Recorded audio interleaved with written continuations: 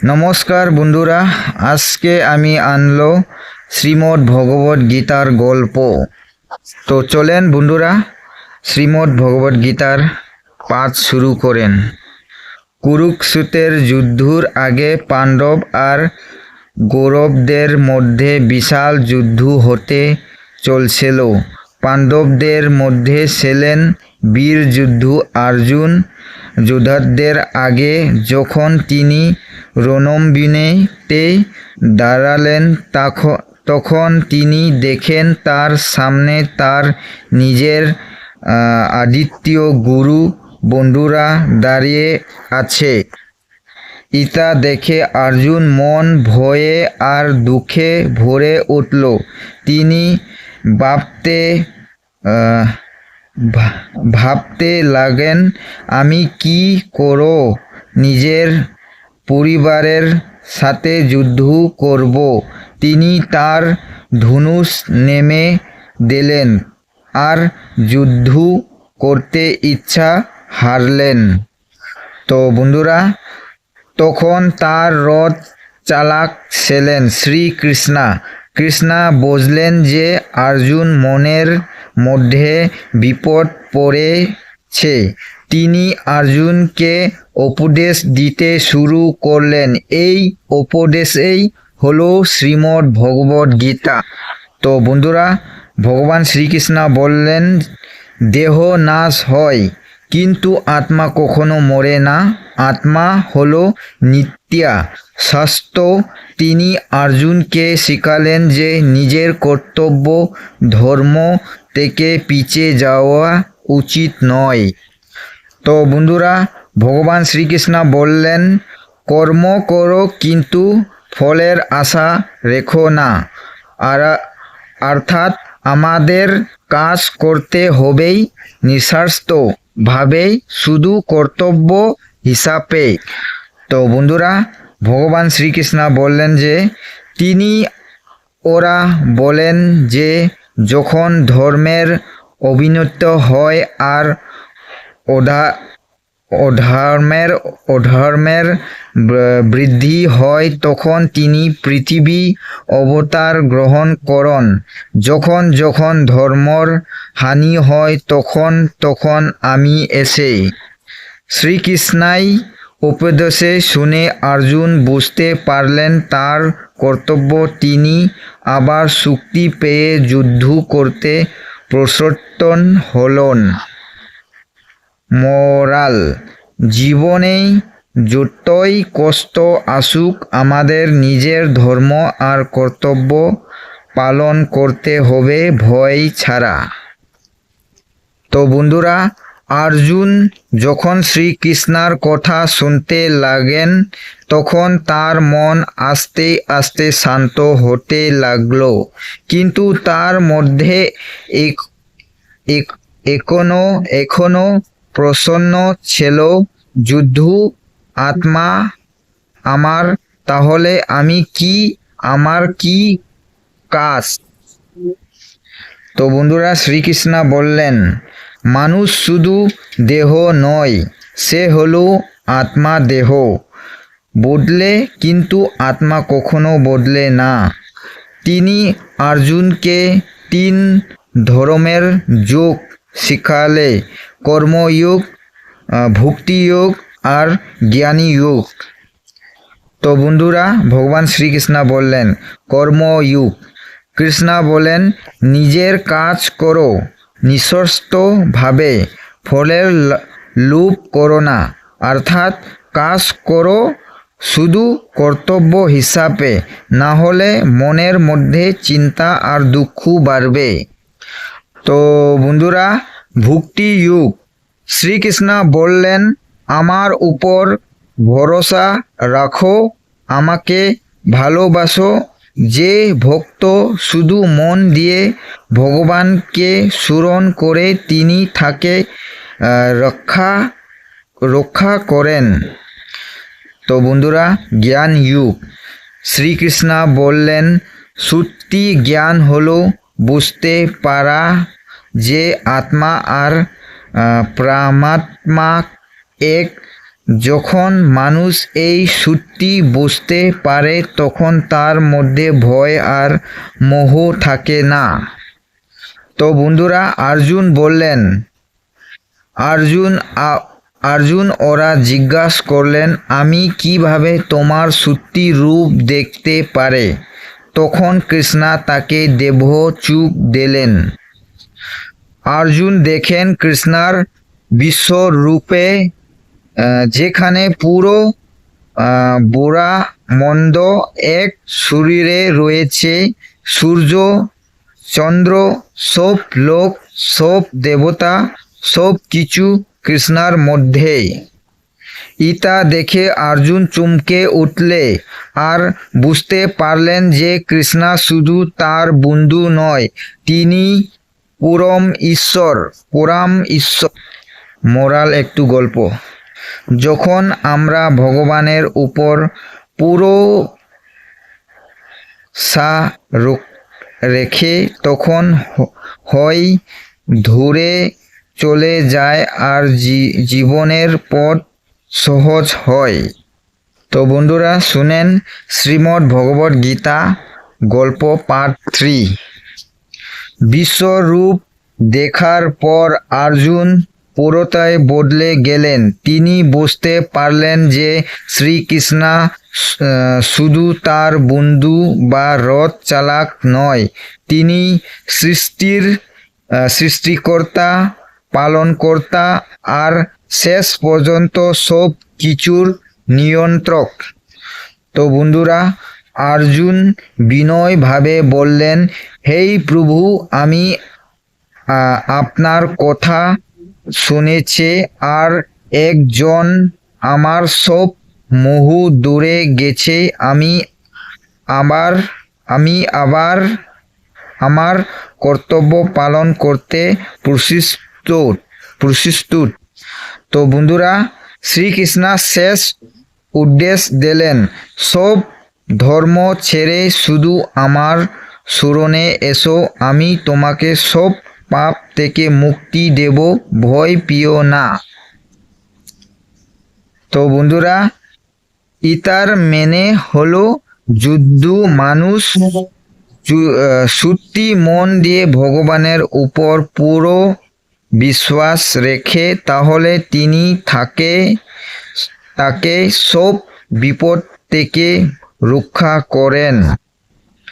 তো বন্ধুরা, অর্জুন আবার তার ধনুষ তুললেন। তার মন ছিল এখন দৃঢ়, নিশ্চিত আর নির্ভয়।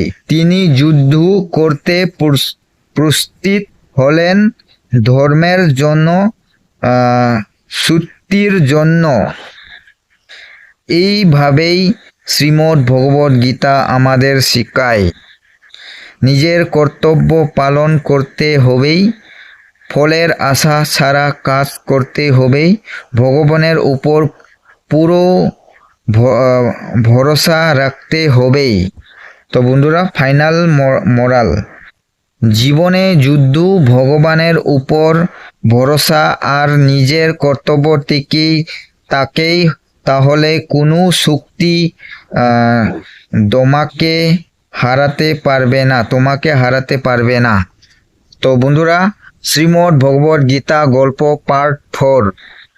তো বন্ধুরা, যুদ্ধ শুরু হওয়ার আগে শ্রীকৃষ্ণ অর্জুনকে ওরা কিছু গুরুত্বপূর্ণ কথা বললেন যে আমাদের জীবনের জন্য খুব প্রিয়। তো বন্ধুরা, ভগবান শ্রীকৃষ্ণ বললেন যে মন হলো মানুষের সবচেয়ে বড় বন্ধু, আবার সবচেয়ে বড় শত্রু। যদি আমরা আমাদের মনকে কন্ট্রোল করতে পারি তাহলে আমরা সব কিছু পেতে পারি, কিন্তু যদি মন আমাদের কন্ট্রোল করে তাহলে দুঃখ আর চিন্তা বাড়তে থাকে না। তো বন্ধুরা, অর্জুন জিজ্ঞাসা করলেন, হে কৃষ্ণ, মনকে কন্ট্রোল করা তো খুব কঠিন, তো বন্ধুরা ভগবান শ্রীকৃষ্ণ বললেন অভয় আর বৈরাগ্য দিয়ে মনকে কন্ট্রোল করা যায়।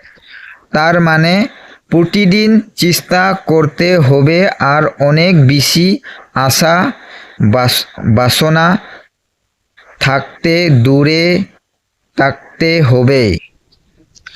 তো বন্ধুরা ভগবান শ্রীকৃষ্ণ বললেন যে যে মানুষ শান্তি চায় সে লোভ রস আর অহংকার থেকে দূরে থাকুক। ঈদের মধ্যে থাকায় মানুষের বিপদ শুরু হয়। তাই যে নিজের মনকে শান্ত রাখতে পারে সেই প্রকৃতিও সুখী। তো বন্ধুরা অর্জুন বুঝতে পারলেন যে শেষ এই বুঝতে পারলেন জীবন হলো একটা যুদ্ধ, কিন্তু এই যুদ্ধ বাইরে নয়, নিজের মনের মধ্যেই। দীপ মোরাল: যারা নিজের মনকে জয় করতে পারে তারাই জীবনে প্রকৃতিও জয় পায়। তো বন্ধুরা শ্রীকৃষ্ণ অর্জুনকে ওরা একটা কর্তব্য কথা বুঝলেন। মানুষের প্রকৃতিও তিনি ধর্মের হয় সাত্ত্বা, রাজবা আর তামাস। তো বন্ধুরা সাত্ত্বা গুণ শুধু গুণ। যে মানুষ শান্ত সত্যি কথা বলে আর ভালো কাজ করে তার মধ্যে সাত্ত্বা গুণ বেশি এসে গুণ মানুষকে শান্তি আর অলংকার দেখা নিয়ে যায়। তো বন্ধুরা রাজ চঞ্চল গুণ: যে মানুষ সব সময় ইচ্ছা, লোভ আর কাজের ফল নিয়ে চিন্তা করে তার মধ্যে রাজ গুণ। ইতা মানুষকে চঞ্চল আর অস্ত করতে তোলে। তামাস অন্ধকার গুণ: যে মানুষ অলসীয়, ঘুমিয়ে থাকে, ভুল কাজ করে তার মধ্যে তামাস গুণ বেশি। ইতা মানুষকে অন্ধকার আর বিপদের ডাকে নিয়ে যায়। তো বন্ধুরা ভগবান শ্রীকৃষ্ণ বললেন তোমার জীবন চিন্তা, তিনি তোমার জীবন। তাই ভালো চিন্তা করলে জীবন ভালো হবে। তো বন্ধুরা অর্জুন জিজ্ঞাসা করলেন হে প্রভু কি সত্যি ভক্ত? কৃষ্ণ বলেন যে মানুষ সব সময় শান্ত, করণ কুটি চায় না, সবাইকে ভালোবাসে, সেই আমার প্রিয় ভক্ত। তিনি ওরা বলেন যে কিছু করা আমার জন্য করো, অর্থাৎ নিজের সব কাজ ভগবানকে অর্পিত করলেন মন শুদ্ধ হয় আর দুঃখ কমে। ফাইনাল লেসন: ভালো চিন্তা, নিঃস্বার্থ কাজ আর ভগবানের প্রতি ভালোবাসো, এই তিনটাই জীবনের সত্যি পথ। তো বন্ধুরা শ্রীমদ্ ভগবদ গীতা গল্প পার্ট 6। তো বন্ধুরা শ্রীমদ্ ভগবদ গীতা গল্প পার্ট 6। শ্রীকৃষ্ণ অর্জুনকে শেষ দীক্ষা ওরা গোপন তত্ত্ব বোঝালেন। শ্রদ্ধা, ফিত আর বিশ্বাস থ্রুস ছাড়া মানুষ কোনো কিছু পেতে পারে না। শ্রীকৃষ্ণ বললেন যেমন তোমার শ্রদ্ধা তেমনি তুমি, অর্থাৎ মানুষ যা বিশ্বাস করে সেই রকমেই তার জীবন ঘটতে থাকে। তিনি ওরা বললেন মানুষের খবর, পূজা আর চিন্তা ও দিন ধরনের হয়। সাত্বিক শুদ্ধ আর স্বাস্থ্যকর, রাজসিক বেশি জহল লুপ ভরায় তামাসিক নষ্ট অবস্থ। কৃষ্ণা বললেন যে সাত্বিক জীবন মানুষকে শান্তি আর শক্তি দেয়। অর্জুন জিজ্ঞাসা করলেন, হে প্রভু, যদি কেউ ভুল করে তাহলে কি তার কোনো উপায় নাই? কৃষ্ণা হাসলেন আর বললেন, যদি কেউ সত্যি মন দিয়ে আমার কাছে এসে আমি তাকে গ্রহণ করে, অর্থাৎ কোনো মানুষ খারাপ হলেও যদি সেই মন তাকে বদলে যায় আর ভগবানের কাছে আসিষ্টি। তো বন্ধুরা, এবার শ্রীকৃষ্ণ অর্জুনকে সব শিক্ষার সার বোঝালেন। এই হলো গীতার সবচেয়ে গুরুত্বপূর্ণ অংশ। কৃষ্ণ বলেন, জীবনেই সব কিছু কন্ট্রোল করা তোমার কাজ নয়, তোমার কাজ হলো শুধু ঠিক কাজ করা। অর্থাৎ আমরা সব সময় রেজাল্ট নিয়ে চিন্তা করে, কিন্তু কৃষ্ণ শিখাচ্ছেন কাজ এ মন দাও, ফল নিয়ে চিন্তা করো না। তিনি আরও বললেন, যে মানুষ সব সময় শান্ত থাকে, সুখী বেশি আনন্দ করে না, দুঃখ বেশি ভাঙে না, সেই হলো প্রকৃতীয় জ্ঞানী। এটা হলো সমান মন। জীবনেই যা অসুখ নিজেকে সাপলি রাখা। কৃষ্ণ আরও বোঝালেন, অহংকার ছেড়ে দাও, কারণ আমি ভাব থেকে দুঃখ, রোষ আর বিপদ শুরু হয়। অর্জুন এখন পুরোটাই বদলে গেছেন। তিনি বুঝতে পারছেন, আমি শুধু একজন যোদ্ধা নই, আমি ভগবানের একটা অংশ। আমার কাজ হলো ধর্মর জন্য লড়াই করা। তিনি বলেন, হে কৃষ্ণ, আমি এখন বুঝতে পারছেন আমার সব মোহ চলে গেছে, আমি আপনার কথা মেনে চলবেন। এইভাবে অর্জুন নতুন শক্তি, বিশ্বাস আর সাহস নিয়ে যুদ্ধ শুরু করলেন। ফাইনাল এসেন্স মোরালস: জীবনে শান্তি পেতে হলে অহংকার ছেড়ে দাও, কর্তব্য পালন করো আর ভগবানের উপর পুরো বিশ্বাস রাখো। শ্রীকৃষ্ণ যে শিক্ষা অর্জুনকে দিচ্ছিলেন সেটা শুধু যুদ্ধর জন্য ছিল না, এটা আমাদের প্রতিদিন এর জীবনের জন্য। ধরো তুমি জীবনে কোনো প্রবলেমের পড়ে গেছে, মন খারাপ, ভয়ে টেনশন, ঠিক অর্জুনের মতো, তখন গীতার আমাদেরকে বলে, ভয় পেও না। কৃষ্ণ বলেন, তুমি একলা নয়। যদি তুমি সত্যি মন দিয়ে চেষ্টা করো, ভগবান তোমাকে রাস্তা দেখাবেন। নিজের কাজ করো, অন্যকে কমপ্লেন করো না, নিজের ডিউটি ঠিকভাবে করো, সেটাই সবচেয়ে বড় সাকসেস। ওভার থিঙ্কিং বন্ধ করো, বেশি চিন্তা করলে মন দুর্বল হয়। অ্যাকশন নাও, এটাই গীতার মেসেজ। মনকে কন্ট্রোল করো। সোশ্যাল মিডিয়া, লোকের কথাই সব মন ভাঙাতে পারে, তাই নিজের উপর কন্ট্রোল থাকা খুব দরকার।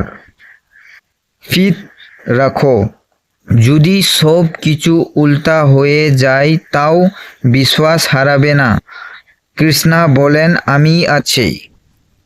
অর্জুনের মতো আমরাও যদি জীবনে কনফিউজে পড়ে যাই, তাহলে গীতাই শিক্ষা আমাদের বৃদ্ধি করতে পারে। লাইফ মোরাল, লাইফ একটা যুদ্ধ, কিন্তু যারা নিজের মন, ভয় আর চিন্তাকে জয় করতে পারে তারাই প্রকৃত বিজয়। এবার ধরে তুমি চাও গীতার